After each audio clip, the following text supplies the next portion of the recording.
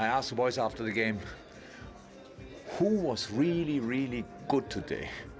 Like really good, what you need to be if you want to go to Champions League. And it's like difficult to find one who was really himself, especially first half, second half. Character we showed, the fight we put in, the pressure we made. Yes, that was all good, but you can do that and with a better first half. So, and we didn't. The first half was very good, but the second half to keep again the same way like we were playing the first half was not easy. But overall in 90 minutes, and after the 10 minutes, the extra time, I think the team played very, very competitive match, and I am very proud of their work. Now in our hands, the possibility to get European places. Time wasting is wow. Yeah. Wow. And 10 minutes was really absolutely fine. I think there was like, 10 minutes, but we should have had another 5 minutes in just the 10 minutes. So that's a subject for another day, but it's just a bit annoying, I think, in general. It was kind of written, I guess, that when you brought Bobby Firmino on, he would do what he does, and I guess you're going to really miss him. Yeah. Both contribution of Millie and Bobby was crazy.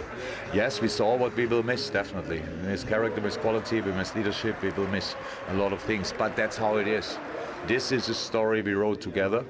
And now we have to write a new story, and they have to write a new story, and both stories have a good chance to be wonderful. In the beginning, when I arrived, it was hard for adapt, but thank you God, and we achieved everything here. You won everything together. Without my teammates, my family, the manager, we didn't this. You can not. But I'm very proud of the history, for everything we achieved together. Yeah, a few tears there at the end of the game, an end of an era, of course, in many ways. A lovely moment, though, for Bobby Firmino, scoring in his last game. What a player he's been for Liverpool. But it's another excellent performance at Aston Villa you want to focus on, in their midfield in particular. Yeah, particular midfield, and in the first half, Unai Emery mentioned it then, they were superb. They were all over Liverpool, and it was because of what they did in the middle of the park in terms of winning the ball back, then the ability to go and press and play lovely little neat passes. Said about winning the ball back in their press. Starts off with Douglas Luiz there into Ramsey. What about that for a first-time pass? And this is how they get the penalty into Watkins, the foul from Canate. But they were superb, and we know how much Liverpool want to press, particularly at Anfield. That didn't faze them at all. They were comfortable in doing that, and they got out so many times by doing that. A really clever free kick here. Luiz spots him. It's obviously planned. Ramsey, there's his run in behind, perfectly weighted pass, and that's a really good save from another one from Alisson. And this is the goal. They work it really well because they surround that area there, and it's no surprise that it's Douglas Luiz who wins the ball back. He wins the header there once to keep it going, to keep it alive, wins it again. And then when it comes back to him for a third time, check the cross out. It's absolutely magnificent into Ramsey at that far post, who finishes it off really well. Clever finish from such a tight angle. But it was the midfield that got them going, as I said, in that first half. And they more than deserved that. Really good performance. Yeah. Clever.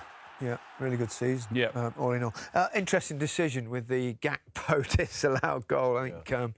I mean, the law is very ambiguous anyway on these things, but I think they might have got this one wrong. Yeah, I feel like they've got it wrong as well, Gary. I think you can see how it's set up here, goes to the back post, and it's that moment there with Konsa, that touch that's been disputed by VAR. Now, kind of the rulings around this is basically, if the ball travelled from a distance and the player has a clear view of it, which you would say he has. He has, definitely. Was the ball moving quickly or not? Well, it's moving quickly, it's football. And the player had time to coordinate their body movement, and he does, because you can see him there. So the question is, has he deliberately played the ball or not? They've been that he hasn't. I mean, for me, he's clearly tried to play the ball. Yeah. I agree. So, therefore, the goal should stand. I'm baffled why... It was they sent him to, even though it was an offside decision, they sent the referee to the screen because it was a subjective decision of whether he deliberately played the ball or not. Law doesn't help them, though, does it? No, it doesn't. They're so complicated, the law. I just think that when you see it instantly, you know he's trying to play it. This goal did stand. Bobby Firmino, what a way to finish. He's 110th. Yeah. He's been a giant, hasn't he? Yes. For Liverpool. A giant he has been. Well, he was a vital player. part of that brilliant triumvirate, wasn't he? That played up front for Liverpool with.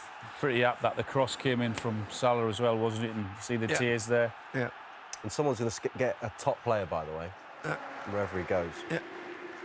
They don't tell the whole story about him as a because he's not just a goal scorer, is he? I mean, there's a lot of assists there as well. Clever, but he's a playmaker and a gorgeous footballer to watch. There are certain front threes that have graced the Premier League that we'll talk about for a period of time, and that front three of Mane, Firmino, and Salah. Well, he's won the lot with Liverpool as well. And I think we've got there's some numbers of the big three: Mohamed Salah, Sadio Mane, and Roberto Firmino. And there you see, I mean, that's quite something, isn't it? I think that my maths, brilliant. Talent there, wasn't he? 38, I think, between them. When those three were playing well, there was no stopping them, was there? And he's one of those kind of players where, if Salah and Mane was here to talk about him right now, he elevated their games. Yeah. So important. I think we should also give a mention to James Milner as well, who probably won't be forgotten about, but he didn't get enough. He's the only player still playing, that played in your era. Did you know that? But the way his fitness is, he might be playing for another 3 or 4 years. It's a sad day for Alan Shearer. I remember with me, it was Ryan Giggs, and it was like, oh, God, getting old. Anyway, still...